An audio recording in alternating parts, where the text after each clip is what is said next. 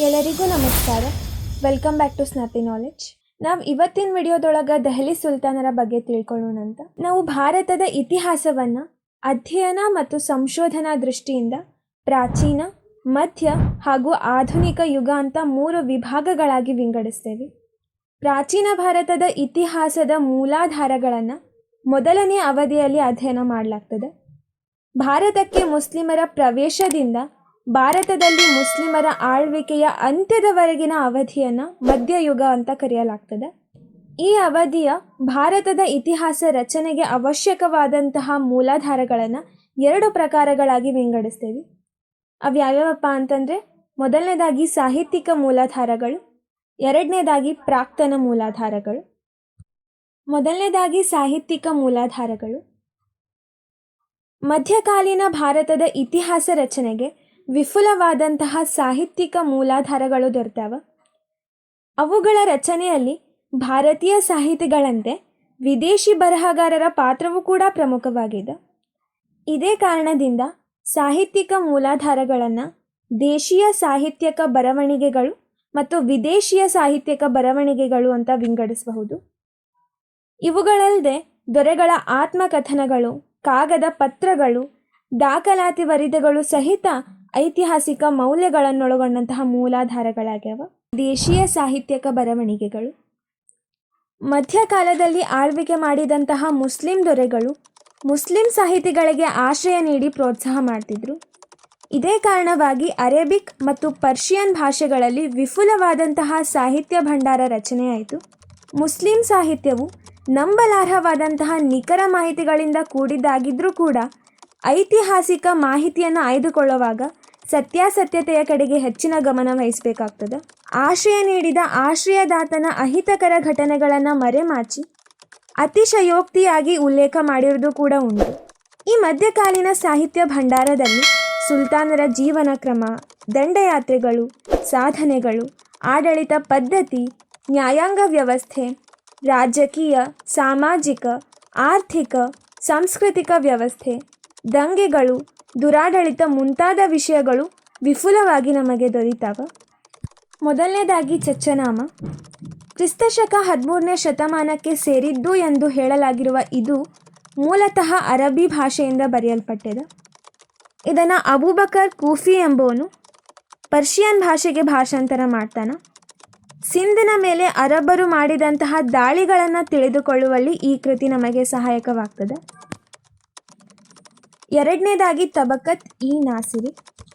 Persian ಭಾಷೆಯಲ್ಲಿರುವಂತಹ ಈ ಕೃತಿಯನ್ನು ಮಿನ್ಹಾಜ್ ಉಸ್ ಸಿರಾಜ್ ಎಂಬುವರು ರಚಿಸ್ಯಾರ.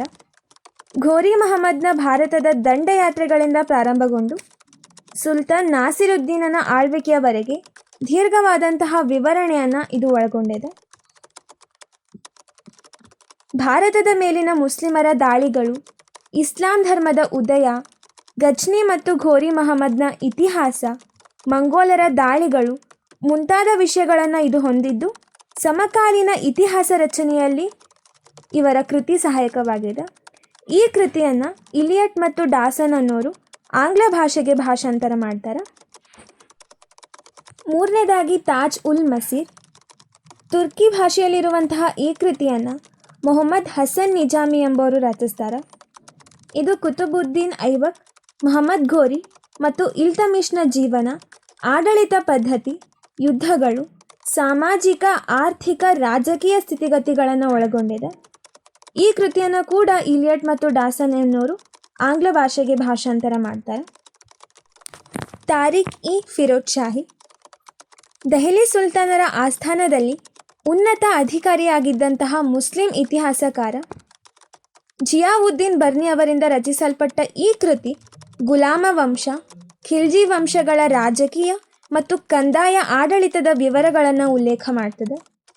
ಈ ಕೃತಿಯನ್ನು ಕೂಡ ಇಲಿಯಟ್ ಮತ್ತು ಡಾಸನ್ ಎನ್ನುವರು ಇಂಗ್ಲಿಷ್ ಭಾಷೆಗೆ ಭಾಷಾಂತರ ಮಾಡ್ತಾರೆ. ತಾರಿಕ್ ಇ ಫಿರೋಜ್ ಶಾಹಿ. ಈ ಕೃತಿಯನ್ನು ಫಿರೋಜ್ ಶಾ ತುಘಲಕನ ಆಶ್ರಯದಲ್ಲಿದ್ದಂತಹ ಶಮ್ಸ್ ಇ ಸಿರಾಜ್ ಅಫೀಫ್ ಎಂಬ ಇತಿಹಾಸಕಾರ ರಚಿಸ್ತಾರೆ.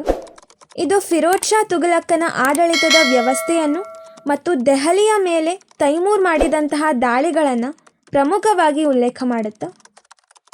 ಇದೇ ಹೆಸರಿನ ಕೃತಿಯನ್ನು ಕೂಡ ಬರ್ನಿಯು ರಚಿಸ್ತಾನೆ. ಮಧುರಾ ವಿಜಯಂ. ವಿಜಯನಗರದ ಇತಿಹಾಸವನ್ನು ರಚಿಸಲಿಕ್ಕೆ ವಿಪುಲ ಸಾಹಿತ್ಯಿಕ ಮೂಲಾಧಾರಗಳು ದೊರೀತಾವ. ಅವುಗಳಲ್ಲಿ ಪ್ರಮುಖವಾದದ್ದು ಅಂತಂದರೆ ಬುಕ್ಕರಾಯನ ಮಗ ಕಂಪಣರಾಯನ ಪತ್ನಿ ಗಂಗಾದೇವಿಯು ರಚಿಸಿದಂತಹ ಮಧುರಾ ವಿಜಯ ಅಥವಾ ವೀರ ಕಂಪಣರಾಯ ವಿಜಯ. ಇದು ಕಂಪಣನ ದಕ್ಷಿಣ ದಂಡಯಾತ್ರೆಗಳನ್ನು, ವಿಜಯನಗರ ಸಾಮ್ರಾಜ್ಯದ ವರ್ಣನೆ, ಪವಿತ್ರ ಸ್ಥಳಗಳ ಮುಂತಾದ ವಿಷಯಗಳನ್ನು ಇದು ವರ್ಣಿಸ್ತದ. ವರದಾಂಬಿಕಾ ಪರಿಣಯಂ. ವಿಜಯನಗರದ ಅಚ್ಯುತರಾಯನ ಕಾಲದಲ್ಲಿದ್ದ ತಿರುಮಲಾಂಬೆ ಈ ಕೃತಿಯನ್ನು ರಚಿಸ್ತಾರೆ. ಇದು ಅಚ್ಯುತನ ತಂದೆ ನರಸನಾಯಕನಿಗೂ ಹಾಗೂ ಚೋಳರಾಜನಿಗೂ ನಡೆದಂತಹ ಯುದ್ಧದ ವರ್ಣನೆ, ಓಬಲಾಂಬೆಯೊಡನೆ ನರಸನಾಯಕನ ಪರಿಣಯ, ಅಚ್ಯುತನ ಜನನ ಮತ್ತು ಅವನ ವಂಶಾವಳಿಗಳ ಬಗ್ಗೆ ಉಲ್ಲೇಖವನ್ನು ಕೊಡ್ತದೆ. ಅಚ್ಯುತರಾಯಾಭ್ಯುದಯ. ಮೂರನೆಯ ರಾಜನಾಥ ಡಿಂಡಿಮನಿಂದ ರಚಿತವಾದಂತಹ ಈ ಕೃತಿಯೊಳಗೆ ತನ್ನ ಆಶ್ರಯದಾತನಾದಂತಹ ಅಚ್ಯುತರಾಯನ ಪ್ರಖ್ಯಾತಿ, ಅವನ ಸಾಧನೆಗಳು, ದಕ್ಷಿಣ ದಿಗ್ವಿಜಯಗಳು, ಶ್ರೀರಂಗ, ಕಾಳಹಸ್ತಿ ಮುಂತಾದ ಕ್ಷೇತ್ರಗಳ ಯಾತ್ರೆ, ಬಿಜಾಪುರದ ಮೇಲೆ ದಾಳಿ ಮಾಡಿ ವಶಪಡಿಸಿಕೊಂಡಿದ್ದಂತಹ ವಿಷಯಗಳನ್ನು ಇದು ತಿಳಿಸ್ತದೆ. ಆಮುಕ್ತ ಮೌಲ್ಯ. ವಿಜಯನಗರದ ಪ್ರಸಿದ್ಧ ಅರಸು ಕೃಷ್ಣದೇವರಾಯನಿಂದ ರಚಿತವಾದಂತಹ ಈ ಕೃತಿ ವಿಜಯನಗರದ ಬಗ್ಗೆ ನಿಖರವಾದ ಮಾಹಿತಿಯನ್ನು ಒದಗಿಸ್ತದೆ ಮತ್ತು ವಿದ್ಯಾರಣ್ಯರ ರಾಜಕಾಲ ನಿರ್ಣಯ, ಎರಡನೇ ರಾಜನಾಥ ಡಿಂಡಿಮನ ಸಾಳ್ವಾಭ್ಯುದಯಂ, ಭಟ್ಟಾಕಳಂಕ ದೇವನ ಕರ್ನಾಟಕ ಶಬ್ದಾನುಸಾರ, ಲಕ್ಕಣ್ಣ ದಂಡೀಶನ ಶಿವತತ್ವ ಚಿಂತಾಮಣಿ, ಕುಮಾರವ್ಯಾಸನ ಮಹಾಭಾರತ, ಲಕ್ಷ್ಮೀಶನ ಜೈಮಿನಿ ಭಾರತ, ರತ್ನಾಕರವರ್ಣಿಯ ಭರತೇಶ ವೈಭವ ಹೀಗೆ ಮುಂತಾದ ಕೃತಿಗಳು ಮಧ್ಯಯುಗದ ಭಾರತದ ಚರಿತ್ರೆಯನ್ನು ರಚಿಸಲಿಕ್ಕೆ ಪ್ರಮುಖ ಆಕರ ಕೃತಿಗಳಾಗ್ಯವಂತ ಹೇಳ್ಬೋದು. ಎರಡನೇದಾಗಿ ವಿದೇಶಿಯ ಸಾಹಿತ್ಯಕ ಬರವಣಿಗೆಗಳು. ನಮ್ಮ ಭಾರತ ಪ್ರಾಚೀನ ಕಾಲದಿಂದಲೂ ಸಾಂಸ್ಕೃತಿಕ, ಆರ್ಥಿಕ, ಧಾರ್ಮಿಕ ಮತ್ತು ಭೂ ಸಂಪತ್ತನ್ನು ಹೊಂದಿದ್ದು ಒಂದಲ್ಲ ಒಂದು ಕಾರಣಗಳಿಂದಾಗಿ ಅನೇಕ ವಿದೇಶಿಯರನ್ನು ತನ್ನೆಡೆಗೆ ಆಕರ್ಷಿಸಿದ. ಭಾರತದ ಮಧ್ಯಯುಗದಲ್ಲಿಯೂ ಕೂಡ ಪ್ರವಾಸಿಗಳು, ವ್ಯಾಪಾರಿಗಳು, ಶಿಕ್ಷಣಾರ್ಥಿಗಳು, ತತ್ವಜ್ಞಾನಿಗಳು, ಧರ್ಮ ಪ್ರಭಾವಿಗಳು ಮತ್ತು ಅನೇಕ ಚರಿತ್ರೆಕಾರರು ಭಾರತಕ್ಕೆ ಬಂದರು. ಇವರು ಭಾರತದಲ್ಲಿ ಕಣ್ಣಾರೆ ಕಂಡಂತಹ, ಕಿವಿಯಾರೆ ಕೇಳಿದಂತಹ ವಿಷಯಗಳನ್ನು ತಮ್ಮ ಕೃತಿಗಳಲ್ಲಿ ಉಲ್ಲೇಖ ಮಾಡ್ಯಾರ. ಇಂತಹ ವಿದೇಶಿ ಕೃತಿಗಳು ಭಾರತದ ಇತಿಹಾಸ ರಚನೆಯಲ್ಲಿ ಮಹತ್ವದ ಪಾತ್ರವನ್ನು ವಹಿಸವ.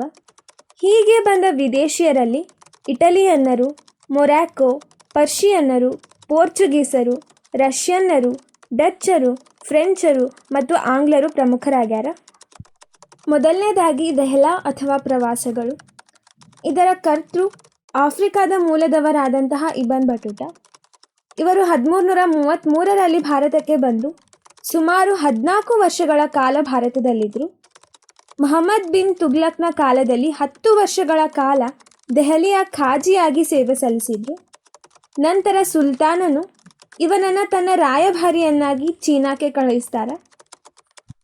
ನಂತರ ತನ್ನ ತಾಯ್ನಾಡನ್ನು ತಲುಪಿ ಮೊರಾಕೊ ಸುಲ್ತಾನನ ಆಶ್ರಯವನ್ನು ಪಡೆದು ತನ್ನ ಅನುಭವಗಳನ್ನು ಕ್ರೋಢೀಕರಿಸಿ ರೆಹ್ಲಾ ಎಂಬ ಪ್ರವಾಸ ಕಥನವನ್ನು ರಚಿಸ್ತಾರೆ.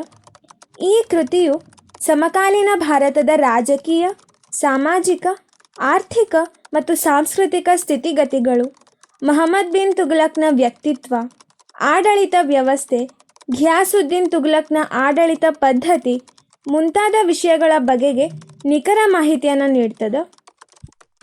ಈ ಕಾರಣದಿಂದಾಗಿ ಇತಿಹಾಸಕಾರ ಎಂ ಹುಸೇನ್ ಈ ಕೃತಿಯನ್ನು ಇತಿಹಾಸದ ಗಣಿ ಎಂದು ಕರೆದಾರ. H.A.R. ಗಿಪ್ ಎಂಬೋರು ಈ ಕೃತಿಯನ್ನು ಆಂಗ್ಲ ಭಾಷೆಗೆ ಭಾಷಾಂತರ ಮಾಡ್ಯಾರ. ಎರಡನೇದಾಗಿ ತಾಹಕೀಕ್ ಇ ಹಿಂದ್. ಈ ಕೃತಿಯನ್ನು ಅರೇಬಿಕ್ ಭಾಷೆಯಲ್ಲಿ ರಚಿಸಿದವರು ಅಂತಂದರೆ ಅಲ್ಬೆರೋನಿ. ಇವರು ಮೊಹಮ್ಮದ್ ಗಜ್ನಿಯ ದಾಳಿಯ ಕಾಲಕ್ಕೆ ಭಾರತಕ್ಕೆ ಬಂದವರು. ಇವರ ಕೃತಿ ಸಮಕಾಲೀನ ಭಾರತೀಯ ಸಂಸ್ಕೃತಿಯನ್ನು ತಿಳಿದುಕೊಳ್ಳುವಲ್ಲಿ ಮಹತ್ವದ ಪಾತ್ರವನ್ನು ವಹಿಸ್ತದೆ. ವಿಜಯನಗರ ಸಾಮ್ರಾಜ್ಯದ ಇತಿಹಾಸವನ್ನು ರಚಿಸಲಿಕ್ಕೆ ವಿದೇಶಿ ಬರವಣಿಗೆಗಳು ಅತ್ಯಮೂಲ್ಯ ಮಾಹಿತಿಯನ್ನು ಒದಗಿಸ್ತಾವ. ಕ್ರಿಸ್ತಶಕ 1444ರಲ್ಲಿ ಪರ್ಷಿಯಾದ ರಾಯಭಾರಿಯಾಗಿ ವಿಜಯನಗರ ಸಾಮ್ರಾಜ್ಯಕ್ಕೆ ಬಂದಿದ್ದ ಅಬ್ದುಲ್ ರಜಾಕ್ ತನ್ನ ಬರವಣಿಗೆಗಳಲ್ಲಿ ವಿಜಯನಗರದ ರಾಜಕೀಯ, ಆರ್ಥಿಕ ಮತ್ತು ಸಾಂಸ್ಕೃತಿಕ ಸ್ಥಿತಿಗತಿಗಳನ್ನು ಉಲ್ಲೇಖಿಸಿದ್ದಾನೆ. 13ನೇ ಶತಮಾನದಲ್ಲಿ ಭಾರತವನ್ನು ಸಂದರ್ಶಿಸಿದ ಇಟಲಿಯ ಪ್ರವಾಸಿ ಮಾರ್ಕೋಪೋಲೋನ ಬರವಣಿಗೆಗಳು, 1429ರಲ್ಲಿ ಭಾರತಕ್ಕೆ ಸಂದರ್ಶನ ನೀಡಿದ್ದಂತಹ ಇಟಲಿಯ ನಿಕೋಲೋ ಕಾಂತಿಯ ಪ್ರವಾಸ ಕಥನಗಳು, ಕ್ರಿಸ್ತಶಕ 1536ರಲ್ಲಿ ವಿಜಯನಗರಕ್ಕೆ ಭೇಟಿ ನೀಡಿದ್ದಂತಹ ರಷ್ಯಾ ವರ್ತಕ ನಿಕಟನ್ ಮತ್ತು ಪೋರ್ಚುಗೀಸ್ ಪ್ರವಾಸಿಗಳಾದಂತಹ ಫೇಸ್, ಡೊಮೆಂಗೊ ಪಯಾಸ್, ಬಾರ್ಬೋಸ್, ಕ್ರಿಸ್ತಶಕ 1537ರಲ್ಲಿ ವಿಜಯನಗರವನ್ನು ಸಂದರ್ಶಿಸಿದಂತಹ ನ್ಯೂನಿಜರ ಪ್ರವಾಸ ಕಥನಗಳು ವಿಜಯನಗರದ ಇತಿಹಾಸವನ್ನು ರಚಿಸಲಿಕ್ಕೆ ಮಹತ್ವದ ಮಾಹಿತಿಯನ್ನು ಒದಗಿಸ್ತಾವೆ. ಸೊ ಇದಿಷ್ಟು ಇವತ್ತಿನ ವಿಡಿಯೋ ಆಗಿತ್ತು. ನಿಮಗೆ ಇಷ್ಟ ಆಗಿದ್ದರೆ ಲೈಕ್ ಮಾಡಿ, ಶೇರ್ ಮಾಡಿ, ಸಬ್ಸ್ಕ್ರೈಬ್ ಮಾಡಿ. Thanks for watching.